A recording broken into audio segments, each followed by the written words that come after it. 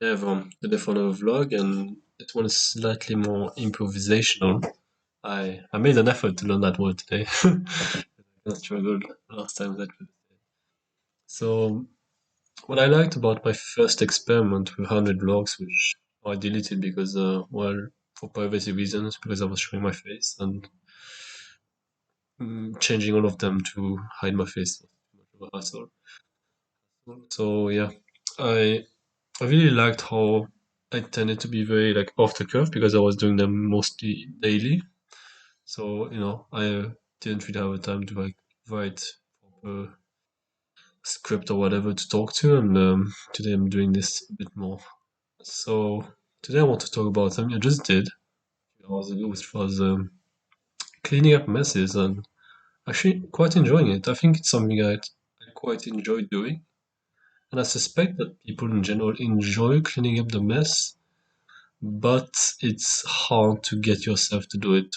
That's my opinion. But okay, let's just talk about the joy of cleaning up messes. So, what do I mean by that? I simply mean like throwing away things that you don't need anymore and just seeing the space open up, right? Like having more space, and now you know that the things you have.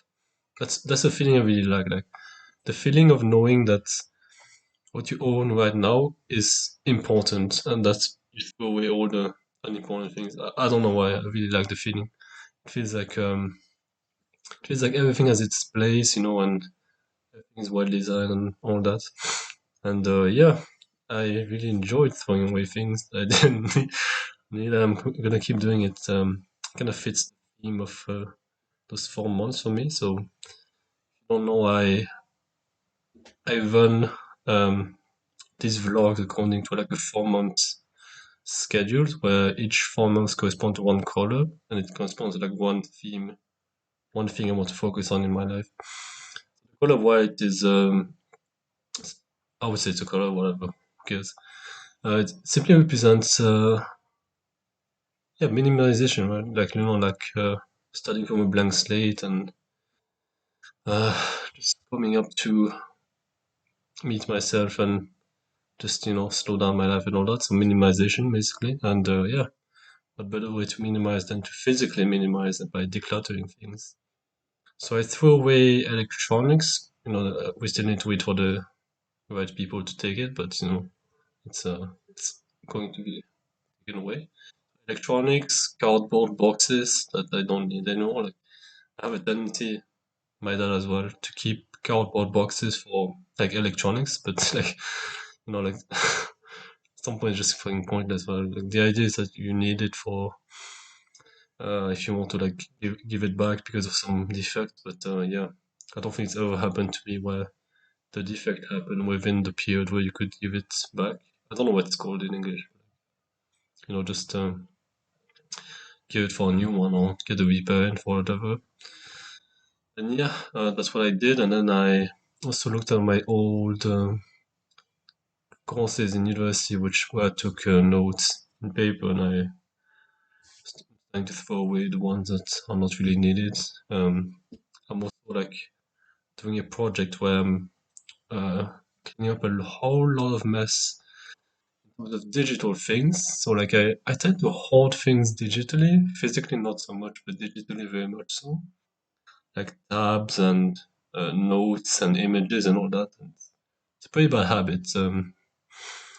From what I've known about myself, the reason why I do this, like what I would call digital hoarding, right, as opposed to physical hoarding, is the reason why I do it is because like there's certain insecurity in me, and that like if I don't know a lot of things, I feel insecure. I don't know why. And I have like this idea, like unconscious idea, but it's not a conscious idea. That if I hold a lot of knowledge through tabs and reading a bunch of stuff online and a bunch of images, then I will be more secure. Like I will, I will have more wisdom by reading things, and that's why I tend to hold a lot of fucking life advice. But it's complete bullshit, right? Like first of all, that's not how wisdom works. You need life experience for it. You can't just read things. And second of all, like it's just a really bad idea to keep the tabs. Right? Like once you read it, you don't really get more value out of keeping the tabs. So yeah, when I'm doing a clean over into my note-taking system, I use Obsidian. I would highly recommend a note-taking system that allows you to take notes and have links between them. I use Obsidian because it's open source, it's clean, it's simple enough for me to use, and notes are to me that's a really important aspect. The notes are stored as Markdown, which is a Markdown file is simply like a text file, so you can simply open it with a notepad, right? Like it's just open for you to see to read it. So there's no like weird decryption thing you need to do. But Markdown files are read by um, different how to say they're displayed differently than no regular text. So you can have things such as titles, subtitles, and so on. You can have tables, you can have LaTeX or LaTeX, I don't know how to pronounce it. You can have dialects and bold, of course, and you can make lists and all that. And simply because the way the text file is interpreted is different, not because the content is different. I think that's a huge deal to have markdown files or any format that is readable directly without some crazy thing because there's another note-taking system I kind of liked at some point. I really liked OneNote. The reason why I like OneNote, and also I wish I could use OneNote over Obsidian because it's you can like you can like drag around paragraphs in OneNote as if they were like as if you were working with like a real note, right? Like you can rearrange notes like physically by dragging them with your mouse, and it's really nice to have this visual thing. And you can also like draw things like draw arrows and much prefer this way because it's much more free and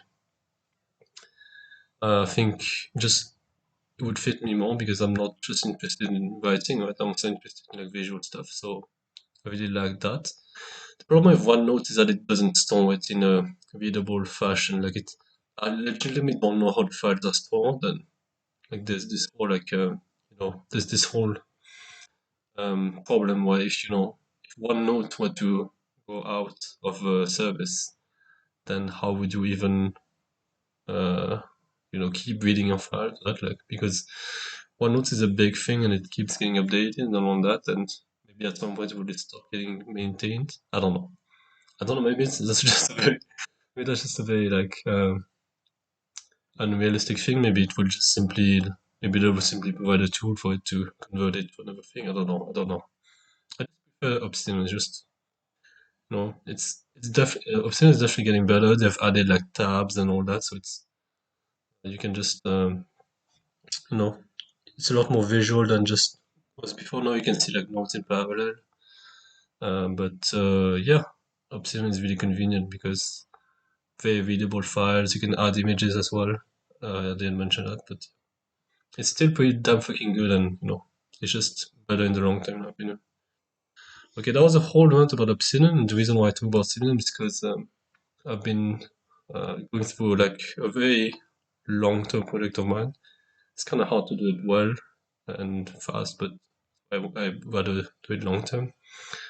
Convert all the notes and ideas I've had into that huge system of interlinked ideas. And it's really nice to see it grow. Right now, I'm just gonna check how many notes I have. I have 1,150 notes, and I have let me see, yeah, and 240k words in total right now.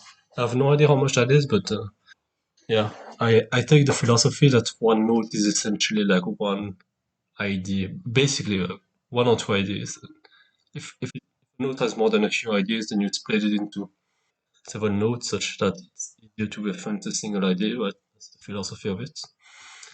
And this gives the added advantage of being able to link ideas to it. That's how you can start forming like texts or like even chapters of a book. It's by just taking all the ideas you've had that are somewhat linked, and like linking them and forming coherent sentences. That's the theory.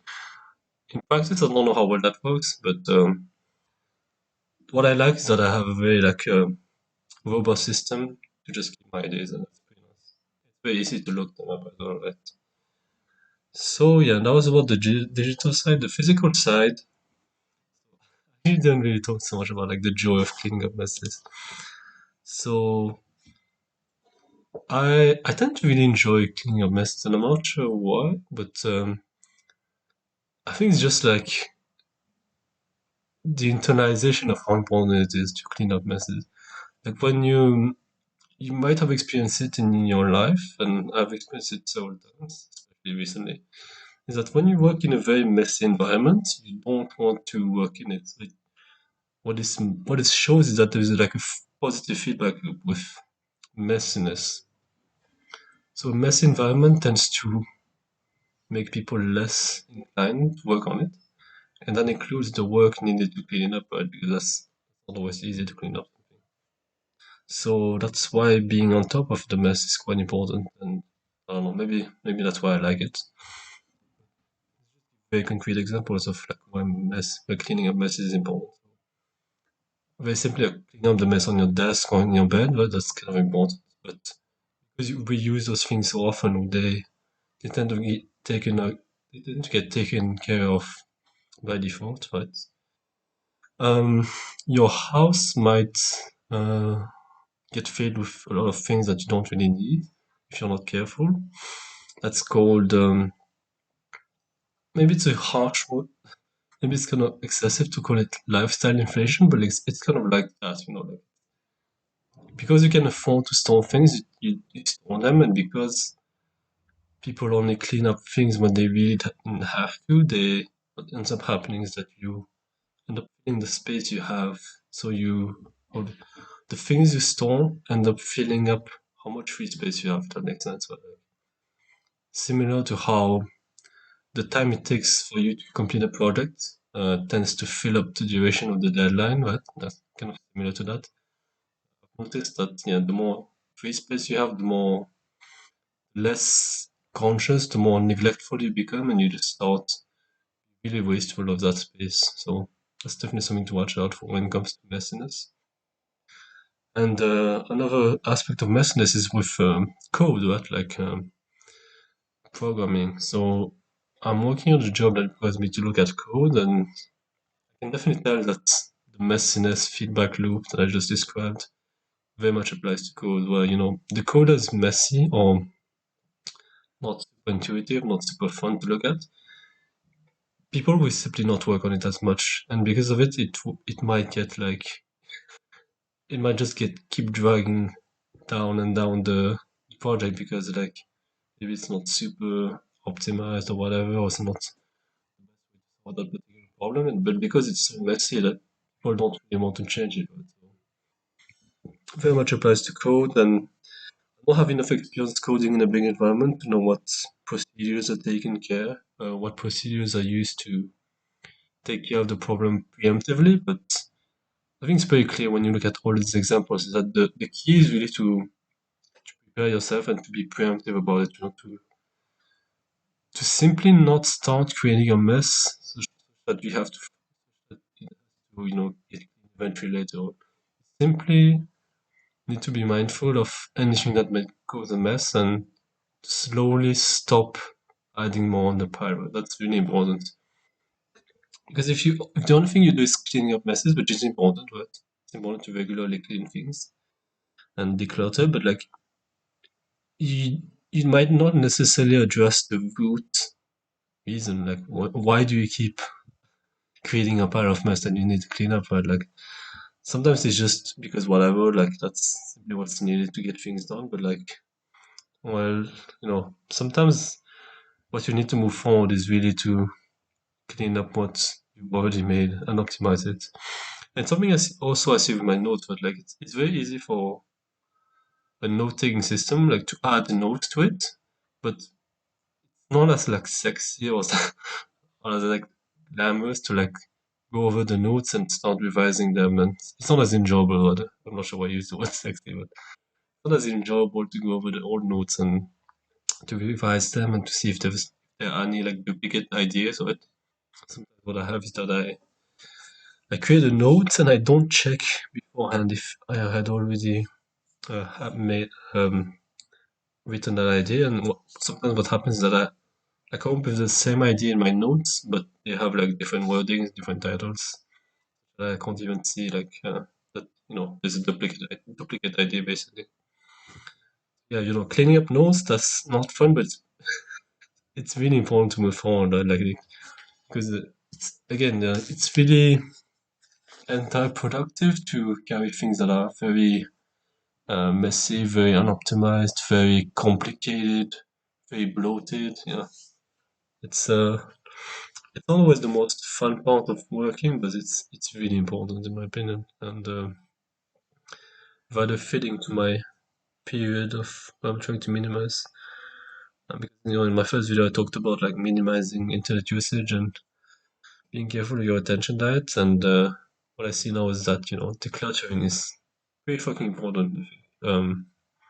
Maybe people are just maybe it's just a me thing, and like people don't have messes lying around them, but like I find that I can be pretty neglectful when I'm given a lot of space, right? So I'm definitely a bit more mindful of that, and yeah, just cleaning up physical space is pretty nice. Like it's like a physical exercise component. Like it's not super intense, of course, but like it's much better than nothing for me. So yeah, yeah, that's about everything I had to say about cleaning up messes and how it can be quite enjoyable actually. But regardless, it's still important to do.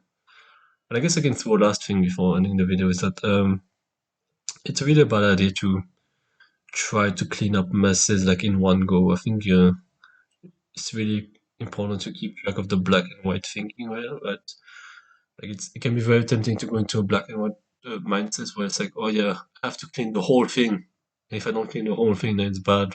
Even though doing a half clean is already a lot of progress, right? Especially because you had to start, and starting is always difficult. There is always like that, what I would call the friction zone, where you have to go from not doing an activity to doing it. Right? So someone getting up from their couch and walking has to overcome a lot of friction. It might not seem like a lot of effort because of the result, but that person had to overcome, not moving and doing the easy thing, right? You had to go from that to doing something that's slightly uncomfortable. That's what I call the friction zone. So if you do a half clean, you're actually closer to 100% than 50%, in my opinion, because of the friction zone is so huge. Okay, uh, I guess I can develop that in another video. So yeah, thank you for watching. I guess listening, right? Not that my videos don't have visual components. So thank you for listening, and I'll see you next week.